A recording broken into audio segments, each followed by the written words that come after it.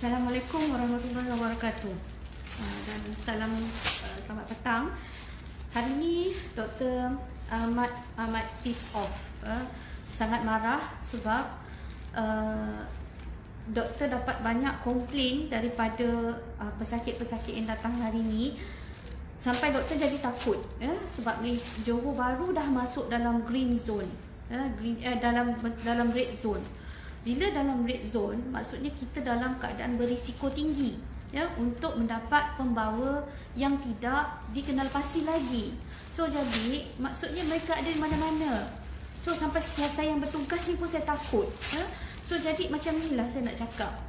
Tadi saya kecewa sebab pasien saya, dia bawa anak dia 2 hari lepas pergi ke Speedmart, pergi dekat area Taman Bukit Mutiara. Dia kata dekat situ macam tak ada PKP. Dia cakap macam tak ada orang jaga. Kedai-kedai semua buka suka hati dan tak ada buat social distancing. Maksudnya orang selamba je berkumpul dekat situ macam tak ada apa-apa. Kecuali kedai-kedai lain dah tak buka. Kedai runcit dah macam biasa. So jadi doktor bengang, tu satu. Dan budak tu datang dengan demam lah tadi.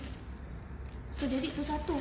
Dan banyak juga kes-kes yang komplain dekat Aeon okey, dekat bandar dekat Econ-Safe dekat Taman Daya, dekat JB, dekat pasar dekat Lakin, pasar dekat Lakin tak ada social distancing.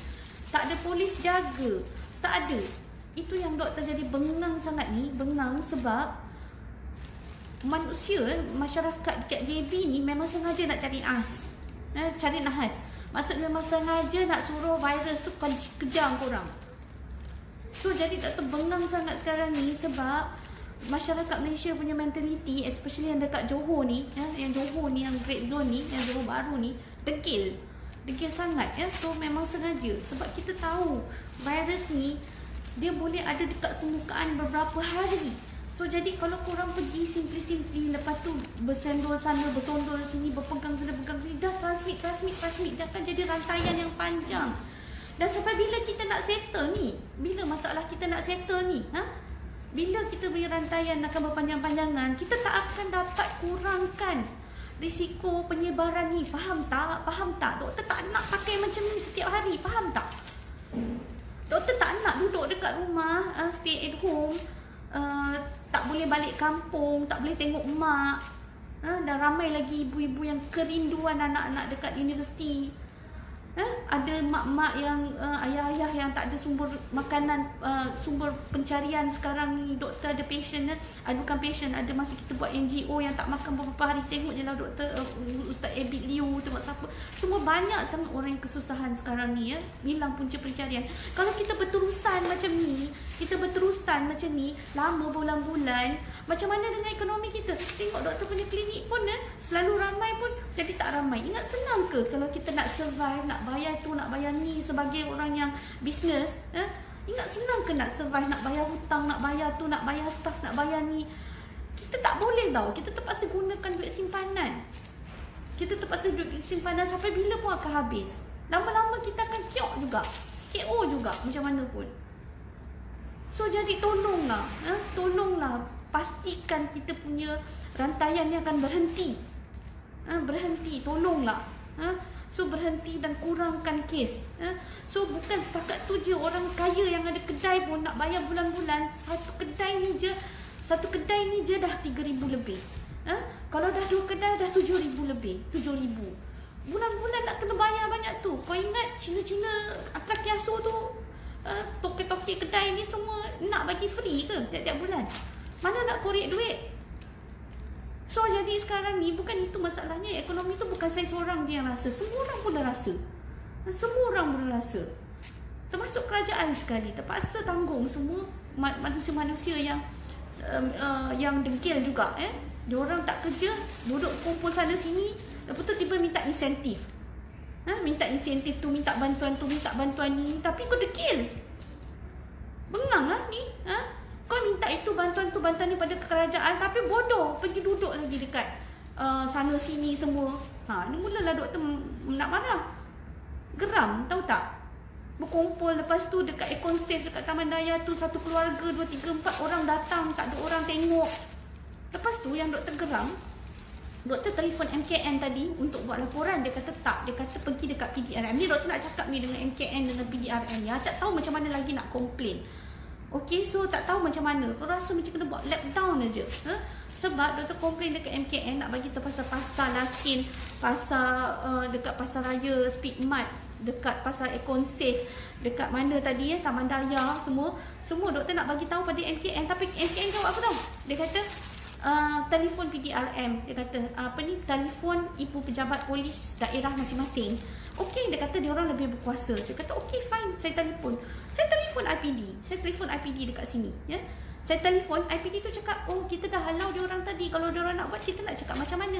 Amboi, kita dah red zone kot.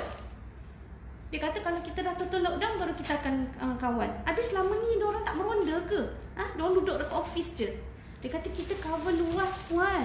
Saya dah marah dah tadi. Ya, saya kata polis buat apa? Meronda. Dia kata sebab orang degil. Dia kata orang degil. Kita dah halau, banyak kali dah halau ya. Buat macam tu, buat macam ni halau. Tapi manusia masih degil lagi. Ya, masyarakat masih degil. Maksudnya polis takkan dia nak all the time dekat situ. Tapi saya rasa lepas ni mungkin PDRM kena letak rela ke, kena letak apa ke, sukarelawan yang betul-betul nak buat kerja ni, yang duduk dekat situ, tempat-tempat yang degil ni. Saya nak cadangkan macam tu je. Mana-mana setiap tempat, setiap daerah, setiap kampung mana kena ada satu rela sukarelawan yang boleh halau diorang ni. Bagi diorang jadi spy. Bagi diorang spy, panggil polis datang tu juga. Halau diorang ni. Saya tak tahulah kalau macam ni kan, PDRM jawab macam ni, saya rasa orang akan ambil, oh polis pun tak kisah. Polis pun buat tak tahu. Itu yang saya geram tu dengan PDRM tadi. Saya tak tahu. Memanglah dia kata dia halau. Tapi berapa kali dia orang pergi tengok buat check, spot check. Dah dia orang suka-suka hati je berbelanja macam tu. Dah lah dekat area taman-taman dekat sini ni memang ramai orang yang miskin. Ya, dekat area depan ni banyak orang yang tak susah duduk kat flat PPR apa benda semua. Berapa lama lagi kita nak hidup dalam keadaan macam ni? Penat tau. Doktor pun tak nak lah pakai benda-benda ni. Penat nak check patient, nak masukkan macam ni pun dah susah ni masukkan. Susah nak masukkan. Susah. Sampai bila saya nak pakai macam gini? Sampai bila doktor-doktor frontliner semua nak pakai macam ni? Pakai PPE apa benda semua. Panas tau tak? Lepas tu, korang yang dekat luar tu degil. Tahu sakit hati bila doktor tahu dapat call MKN, call PDRM tadi. Seolah-olah macam ya, I tak ada kuasa pun nak buat unless kena lockdown. Okay, fine. Kena sampai lockdown. Lockdown tu hanya berlaku apabila betul-betul kita dah jadi macam Itali. Nak macam itu? Nak jadi macam Itali tu baru nak lockdown. That is stupid, man. Penatlah macam ni. Korang nak ke jadi macam Itali? Nak ke jadi macam Amerika Syarikat? Tolonglah. Kau tengoklah mati lambat-lambat. Sampai terpaksa buat satu kubur besar-besar, tanam semua. Korang nak ke macam tu? Sampai dia punya doktor, dia punya nurses pun dah mati-mati dah semua. Doktor tak pernah marah macam ni tau tak? Doktor marah sebab tadi doktor telefon, doktor tulis MKN, tolong PDRM. Doktor rasa helpless. Doktor rasa helpless. Helpless sebab apa? Tak tahu nak buat macam mana. Doktor tak tahu nak buat macam mana lagi dah. Sebab kita ni tak ada kuasa tau. So tolonglah share video doktor ni supaya MKN, PDRM buatlah sesuatu tindakan supaya tempat-tempat ni semua diorang cover. Spy ke, apa ke, tak kisahlah.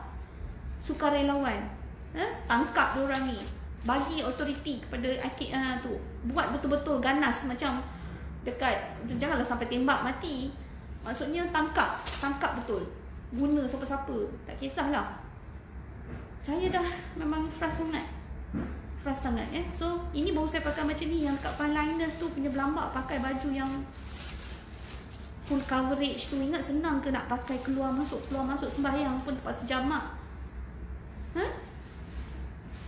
Geram, tahu tak geram? Kita ni pakai macam ni boleh lagi nak buka-buka. Yang frontliners tu berkorban, tahu tak? Pun masyarakat masih degil lagi. Bukan apa, doktor sayang Malaysia ni. Korang tak sayang ke Malaysia ni? Korang tak sayang ke sama-sama? Kalau Kalau pergi ke sana kemari, meraih rayap ke sana kemari, jiran-jiran ni semua meraih ke sana kemari, kau tahu tak apa jadi? Rayap tersebar, makin lama makin teruk, makin jadi white tau, daripada nak kematian tu banyak. Nak kematian tu banyak, nak kes banyak, macam tu.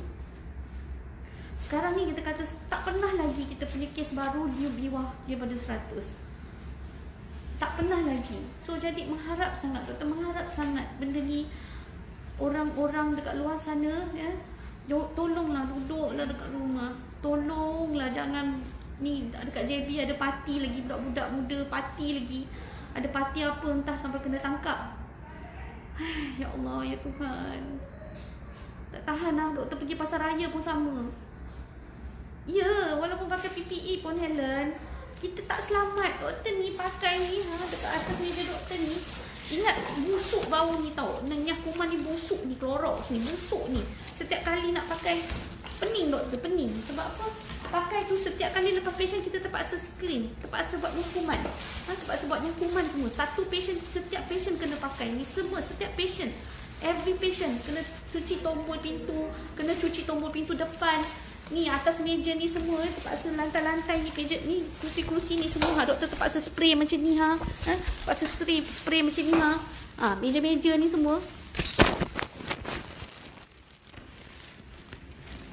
So jadi fahamlah sikit bukan senang tau. Bukan senang. Kalau tiba-tiba na'udzubillah lah harap-harap tak ada patient yang datang ke klinik doktor yang bawa benda ni. Walaupun dah banyak juga doktor refer ke kerajaan Doktor ada refer kat kerajaan tentang apa ni pusing pula. Ni dah marah sangat lah ni. Handphone doktor tu pusing-pusing. So jadi ada dekat apa tadi, ada dua kes malam. Doktor refer untuk buat COVID screening. So doktor pun ni memang tawakal Allah je lah ni. Tawakal Allah. Okey. Dah, doktor nak balik dah. Okey. Assalamualaikum warahmatullahi. Minta maaf